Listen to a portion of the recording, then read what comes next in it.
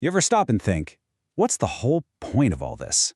Well, today we're diving into a story that asks that exact question, but it comes at it from the perspective of a civilization that's already won. They've built a perfect utopia. So what on earth comes after paradise? Seriously, just picture it for a second. Your civilization has done it all. You've solved scarcity, you've cured every disease. Heck, even death has become pretty much optional. What is there left to do? What's your purpose when there are no more mountains to climb? You know, for a society of 10 trillion souls called the culture, this wasn't some late-night dorm room question. This was their reality. They're spread out across these incredible habitats, guided by godlike, benevolent AIs. They were living in a true post-scarcity paradise. But as they found out, even paradise has its problems. Yeah, see, the problem with paradise wasn't what was happening inside. It was everything happening just beyond their borders. While the culture was thriving, the rest of the galaxy, well, it was a mess. We're talking slavery, brutal theocracies, endless suffering, and that created a huge moral dilemma for them. And this contrast really defines their whole existence. On one side, you've got this perfect utopia where no one wants for anything. And on the other, a galaxy just filled with pain. For a society that's built on pretty high moral principles, just ignoring all that, well, it wasn't an option. They had to do something. And their answer was this very secretive group called Special Circumstances. This was the division that, got its hands dirty. They operated in all the moral gray areas to gently nudge the rest of the galaxy onto a better path. So in a way, they were both the culture's conscience and its hidden secret weapon. But that raises a huge question, right? How do you intervene without just becoming another conqueror? And this is where Special Circumstances really mastered a subtle art. It was never about warships or armies. It was all about influence.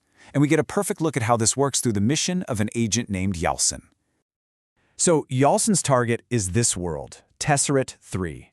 It's home to a civilization called the Inheritors, and their entire society is built on one very powerful and frankly monstrous idea. They believe the soul is basically a mathematical object. And any soul that deviates from their idea of perfect, well, it can and must be corrected. And this is where their whole philosophy gets really, really dark. Anyone whose soul they decide is uncorrectable gets sent to a place called the sanctuaries. Publicly, they're sold as these spiritual hospitals, places of healing. But the reality? They're basically death camps with good PR, places of no return. And this is what Yalcin has been sent to stop. So, how do you take down an entire belief system from the inside? Not with a sledgehammer. The Special Circumstances method is way more elegant. It's about finding the central lie at the heart of their society and then setting things up so they discover it for themselves. Yalcin's job isn't to break down the door, it's to slide the key under it so they can let themselves out. And posing as an administrator, Yalcin digs into their archives and finds the smoking gun. This divine template they use to judge every single soul, it's not just a little flawed, it's a complete and total fabrication. It was a political weapon made up by the founders to get rid of their rivals. Their entire system of cruelty, it's all built on a deliberate, ancient lie. So Yalcin has the proof. She has what she needs to bring the whole rotten system crashing down. But right at that critical moment, just as she's about to make her move, her mission gets interrupted by a message from beyond time itself, a message 60 million years in the making. An object, an artifact that's been sitting dormant in their star system for 60 million years, suddenly wakes up. It's from what they call a sublimed civilization, a species that evolved beyond their physical bodies into some higher state of being.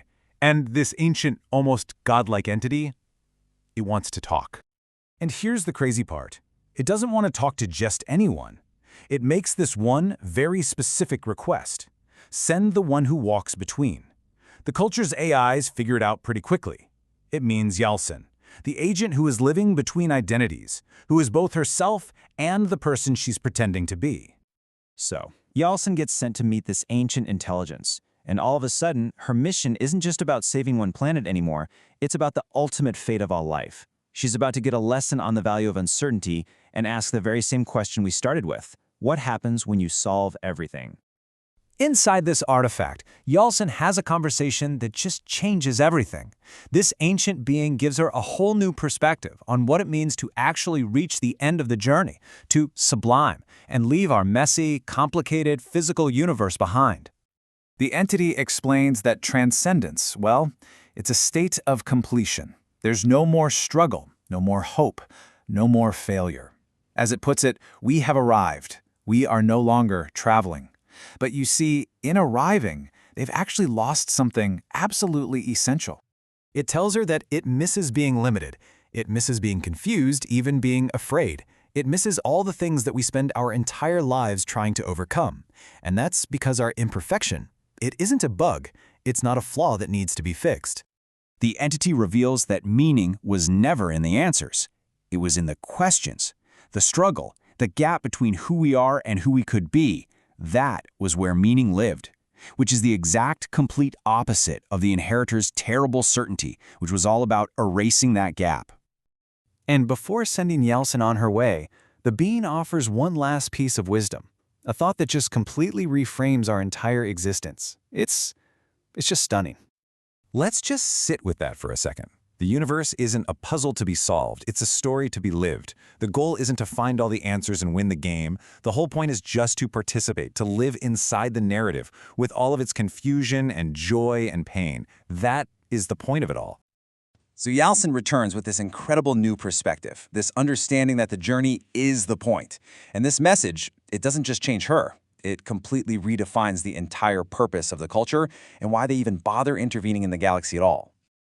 This new viewpoint changes absolutely everything. The goal of special circumstances suddenly isn't to force utopia on everyone else. No, it's to protect the right of other civilizations to have their own messy, uncertain, complicated journeys. It's about protecting each and every unique story out there. And in the end, the culture's utopia isn't some retreat from the universe's problems. It's the foundation. It's what gives them the stability and the resources to actually engage with those problems, to protect the precious, imperfect struggles of others. So you see, paradise isn't the goal, it's the starting line. And that leaves us with this incredible thought. If all this uncertainty isn't a curse we have to overcome, but actually a gift, what does that mean for us? If the questions are so much more important than the answers, what story will you choose to live?